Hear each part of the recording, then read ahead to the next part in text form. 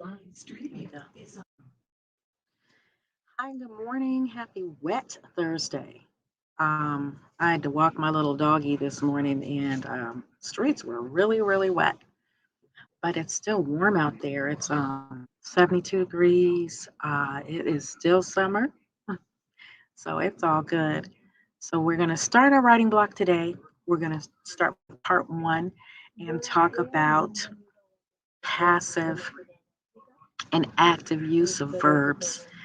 So we're getting into again kind of the getting into the meat of the grammar. Um, I'm sorry, I'm losing it this morning. A little off this morning. Had kind of a tough night, but let me pull that up for you. One second. Yay.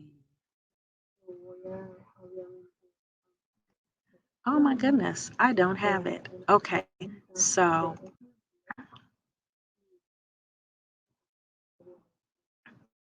I just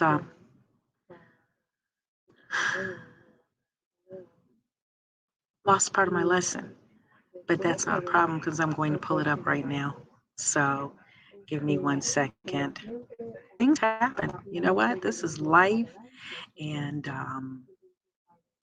things happen in our lives. Give me one second, and I'm going to share with you. So let me pull this up.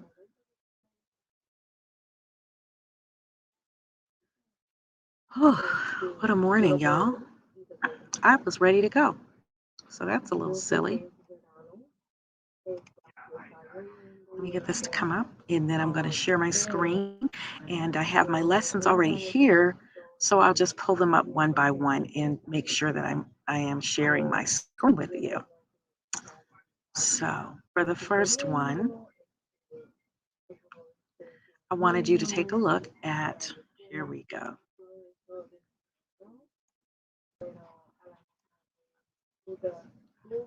There we go. So when we're talking in our passive voice, we speak in the following order: object, verb, subject. So listen to this first sentence. The book was written by Mary. The book is our object. What happens to the object? It was written. And who wrote it? By Mary. That's not usually the way we speak. But let's take a look at these others, and we'll talk about when it is good to use speak in the or write in the passive voice.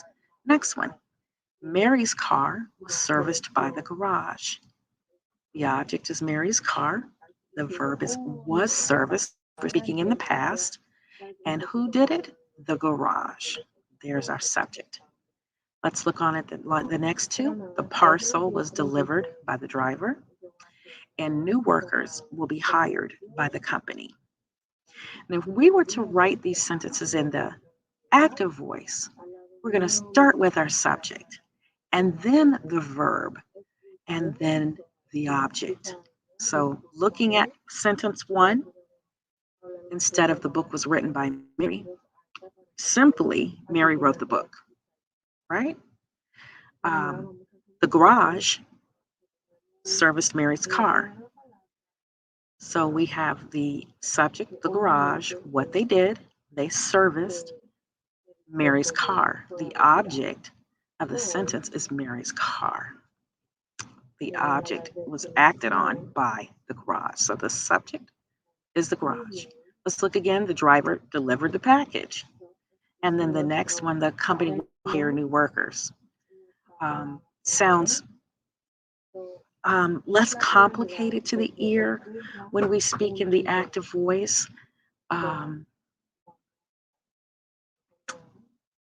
what active voice means is that a sentence has a subject that acts upon its verb. Passive voice means that a subject is the recipient of a verb's action. So you may have learned that the passive voice is weak and incorrect, but it's not that simple. Remember, when we write, we want to write different types of sentences, so we can mix a few in with our active voice, and then it makes our writing more interesting. Remember, we're going to look at sentence length, long sentences, short sentences, active voice, passive voice. Um, so those are the kinds of things that makes us better writers, and our writing definitely more interesting to read. Let's go on again. When the subject of a sentence performs the verb action, we say that the sentence is the active voice. Sentences in the active voice have strong, direct, and clear tone. Tone, right? The tone is clear. Here are some short and straightforward examples. Monkeys adore bananas. The cashier counted the money, and the dog chased the squirrel. So all three of these sentences have a subject, verb, and object. The subject, monkey, performs the action described by adore. The subject, the cashier, performs the action described by counted. What did the cashier do? Counted the money. She counted the money. The subject, the dog, performs the action described by chased. What did he do? Chase the squirrel. So these subjects are doing, doing, doing. They take action in their sentences. The active voice reminds us of this Nike slogan that says, just do it. Do what? Do it. Right? So the passive voice, um, the subject is acted on by the verb. The passive voice always has a form of the verb of the word to be with the subject's past participle. We are speaking in the past. And so this um, sounds more complicated, but it's easy to detect. Let's take a look at these sentences. And it's the same pattern that we just looked at in the examples. Monkeys, bananas are adored by monkeys. Or in active, we would just say monkeys adore bananas, right? Monkeys are adored. Bananas are adored by monkeys. So we have the subject monkeys, the verb adore, the object bananas. And so when we say are adored, that's a form of the past participle. Adored, adore, right? Adored, and then by, which is preposition. So it sounds like we flipped the sentence, which is really what we did. And what we did was transform them by the word by. Bananas are adored by monkeys. The money was counted by the cashier. The squirrel was chased by the dog. So when do we use active and passive voices? When is it better to do?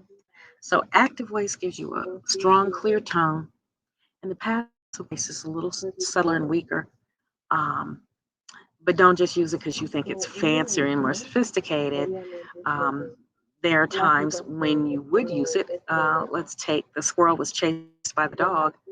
Um, the sentence would be helpful if the squirrel was the focus of your writing and not the dog, right? The squirrel was chased by the dog. So put most of your sentences in active voice and then throw a few in passive. So that's it. I have a worksheet. And again, I'm sorry I have to pull everything up as you're watching because something happened and I'm not letting it face me, right? So here we go. Active and passive voice. This is your worksheet. I'm going to make it a little bigger and we're gonna do a couple of these, right? So voice refers to the relation of a subject to the action expressed by the verb. In the active voice, this is important, the subject does the action. For example, the club made these decorations. In the passive voice, the subject is acting upon. These decorations were made by the club. Okay. And then we're going to use transitive verbs in the passive, which means were made, or in the passive voice. So let's look at each verb. in the right active or passive. The phonograph was invented by Edison. Can I edit this? I don't want to use it this way. Okay, so here we'll try. I'm not that great at this. The phonograph was invented by Edison. This is passive.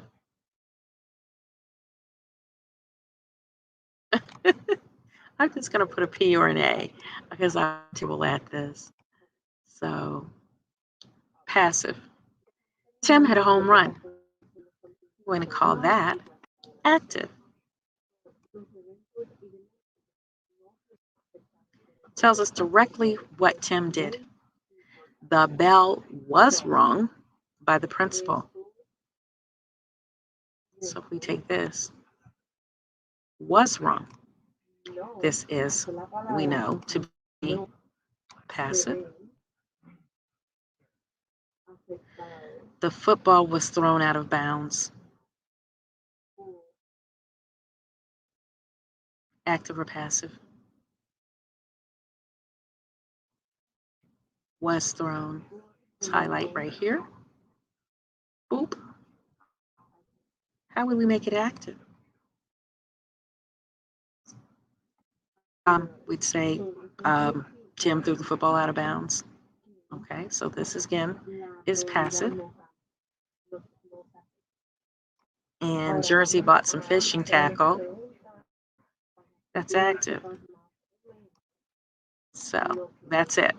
When I put my lessons back in classroom, you're going to see that this assignment is yours. And as always, what do we have here? Passive, active, passive, passive, passive, active, passive, active. Very good. That's all we have for writing part 1. Hope to see you shortly for part 2. Take care.